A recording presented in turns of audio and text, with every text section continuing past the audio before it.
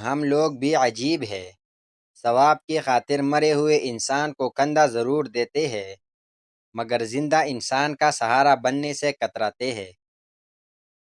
بے شک نماز ہی بہترین ساتھی ہے، دنیا سے قبر تک، قبر سے حشر تک، اور حشر سے جنت تک۔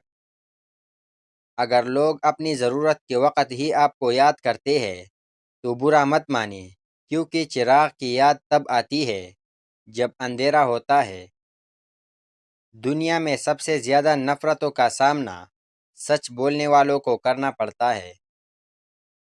دوسروں کی مدد کیا کرو، اللہ تمہاری مدد کرے گا۔ دوسروں کو سکون دینے والا کبھی بھی سکون نہیں رہتا۔ انسان سخت مزاج تب بنتا ہے جب اس کے نرم مزاج کا بہت سے لوگ ناجائز فائدہ اٹھا چکے ہو۔ اچھے دنوں کے لیے انتظار میں ہماری عمر گزر جاتی ہے، اور پھر پتہ چلتا ہے جو دن گزر گئے ہیں وہی اچھے تھے۔ لوگوں کے دلوں میں اپنا مقام اس طرح بنا لو، مر جاؤ تو تمہارے لیے دعا کرے، اور زندہ رہو تو ملنے کی آرزو کرے۔ خاموشی اختیار کر لینا دب جانے کی علامت نہیں، ترجیحات کا فرق ہے۔ ہر بات اور ہر بندہ جواب کا مستحق نہیں ہوتا۔ ہمیشہ اخلاق سے بات کرو، کیونکہ انسان پر سب سے زیادہ مصیبتیں اس کی زبان کی وجہ سے آتی ہے۔ محبت کی پہچان مقدر سے نہیں معیار سے ہوتی ہے۔ محبت توڑی ملے پر سچی ملے تو زندگی سنور جاتی ہے۔ ایک لڑکی کا کردار اتنا مضبوط ہونا چاہیے کہ مرد کو اس تک پہنچنے کے لیے اللہ سے رابطہ کرنا پڑے۔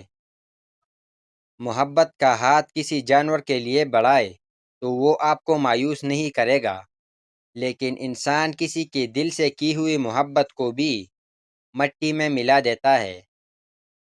ہمیشہ ایسے شخص کو چنا کرو جو آپ کو عزت دے، کیونکہ عزت محبت سے کہیں زیادہ خاص ہوتی ہے۔ غریب سے اکڑ کر ملنا اور امیر سے ملتے ہوئے مسکراہٹ سجا لینا، یہ حسن اخلاقی نہیں، بدترین منافقت ہے۔ ناکام لوگوں کی صحبت میں رہتے ہوئے آپ کبھی کامیاب نہیں ہو سکتے۔